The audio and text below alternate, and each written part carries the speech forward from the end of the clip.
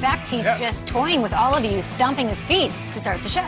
Buns of steel, holding on for dear life. I ain't never falling, baby. Pray for the floor if I do. That's Peter Schrager, Nate Burleson. Hello. Let's bring in Tom Pelissero with the lead block. Lead block. Yeah, Tom, let's talk head coaching vacancies. A lot of interviews, a lot of Jets flying around the East Coast. Are there any vacancies that should be close to being filled? What are we looking for today? Okay, we're certainly beginning to progress that direction. Let's start with the hottest head coaching candidate in this cycle. That is Titans offensive coordinator Arthur Smith, who is currently in the New York, New Jersey area.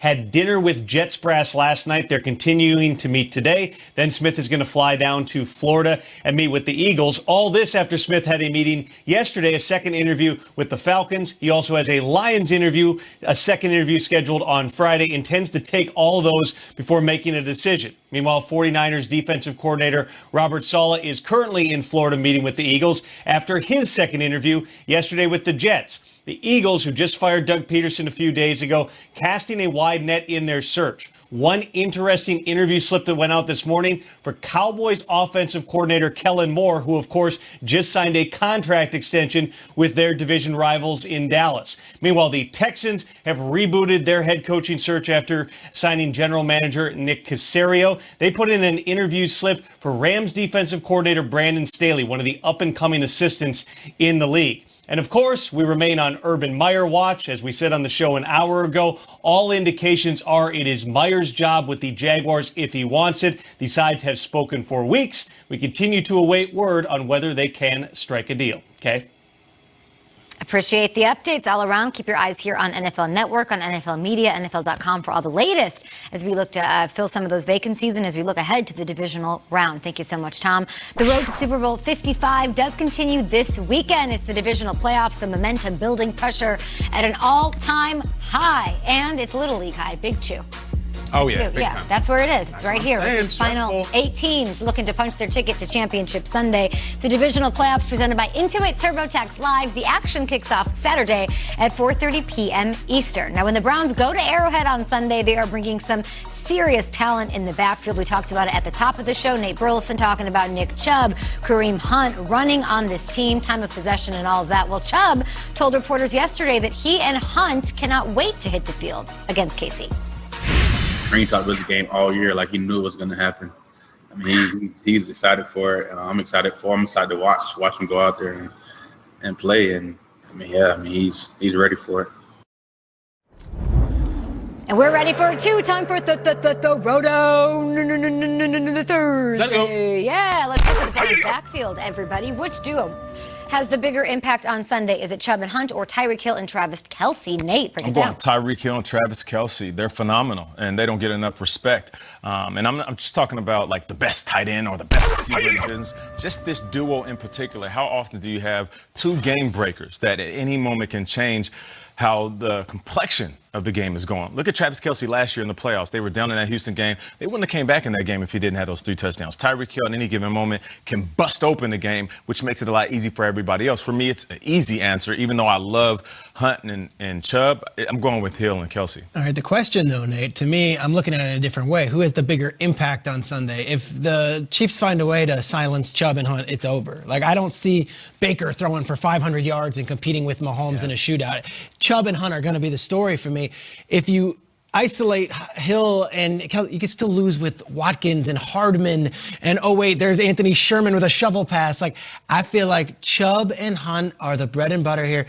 And remember, Kareem Hunt led the league in rushing with the Kansas City Chiefs. He knows that team quite well. He has been since discarded by them and now has this redemption story with the Chiefs or with the Browns. I don't know. I think that if you shut these two down, you win the game.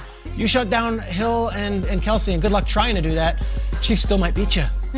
Kelce and Hill could have very quiet days, very quiet, not score nothing, and the Chiefs could win by double digits. If Hunt and Chubb do not have excellent days, I don't think the Browns can win. I don't. And sometimes I was watching them last week against Pittsburgh. Sometimes I start to think, man, I think Kareem Hunt, I think he might be better than Nick Chubb. And then Chubb comes and you're like, oh, damn, Chubb is good. Like, it goes back and forth. I think the same thing. I think if the Chiefs get up 13-0, It's really tough for Cleveland because they can't just go Chubb, Hunt.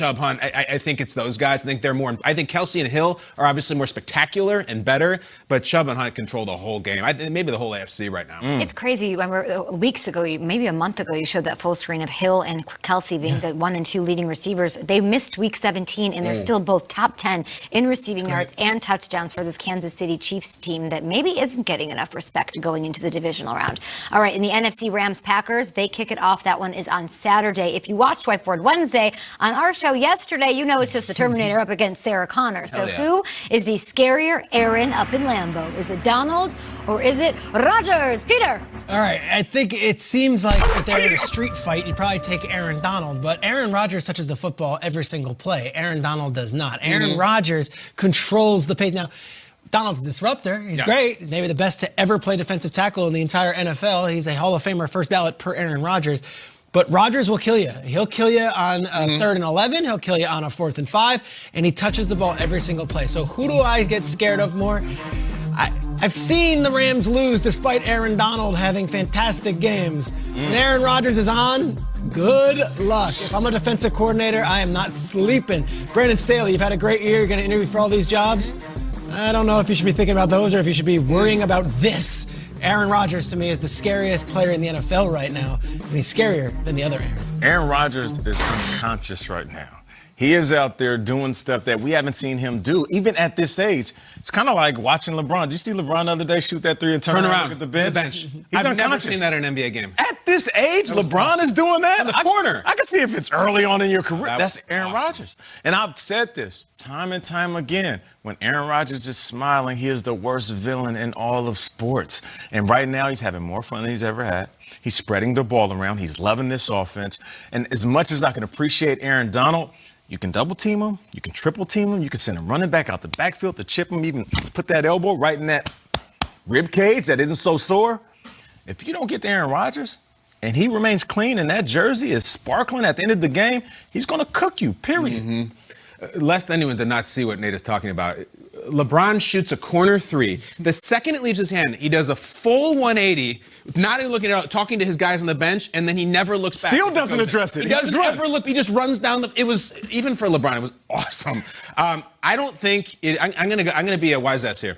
I don't think it's Aaron Rodgers or Aaron Donald. What do you think? I think it's another Aaron. And you're like, oh, okay, good one, Aaron Jones. I'm going 4 deep. There's another Aaron in this game. Give me the picture. Aaron Cromer. You know who that is? Yeah. That is the Rams run game coordinator and offensive line coach. No, I don't know who that is. It's all about the Aarons in this game. Cromer. This is a guy, is a coaching lifer who also is a Miami of Ohio guy like McVay. Saints coach long for a resume. while. He was the Saints interim coach during the Bounty Gate stuff. Like, he is a hugely experienced guy. This is the guy who will get Cam Akers going, who will run through the heart of that Packers defense. Aaron, not Rodgers, not Donald, not Jones. Aaron Cromer. You heard it here first. 4 deep. 4 deep. 4 deep. 4 deep. 4 Aarons. And they'll be Aaron it out. There's oh my gosh. Finally, it's Raven. Calm yourself. It's Ravens Bills on Saturday night. Baltimore and Buffalo are 2 cities with some signature dishes. But who's the more particular food connoisseur, guys? Crab guy or wine guy? As my eyes roll to the back of my head. Not wine. Wing guy. Sorry, wing guy. Because that's a whole different deal. Wine guy is just in my head from the press game. Wing guy or crab guy? We got to involve Scotch guy. No. Crab guy, wing guy? Yes, wing guy, crab guy. Wing guy, by far. Because even before you get into what sauce or what spice, there is a civil war between drum guy and flat guy. Okay. This is a huge battle. Are you about the drums or the flats? And I'm thinking, the drums, it's easier to eat, it's better to look at and everything. Why would you ever go with the flats?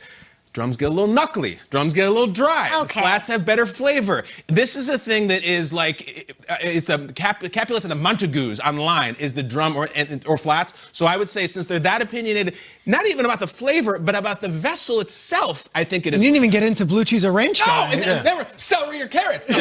Flats or drums. Peter, flats or drums? I am always a drums guy. I can't even look at a flat. I'm a drums guy. They get a little knuckly. They're a little knuckly. Not getting all into it. You go flats? I like go flats, man. I 'Cause just- you can get up in there and just rip that thing out. Flats get messy. They get messy. You got to be aggressive. I'm with that though, but like you're right though, Kyle. The wing guy is like, all right, what kind of sauce you using, or is it dry rub, dude? You know, and then there's the truther that's like, you know what? There's no such thing as boneless wings. Oh, boneless. Because that's either tender or nugget. The boneless guys. I like hate the instant grits. boneless. Yeah. No, come on now. So for me, I'm going, wing dude is just nuts. You know what I'm saying? They're in their own ball game. And I don't want to have that type of serious interaction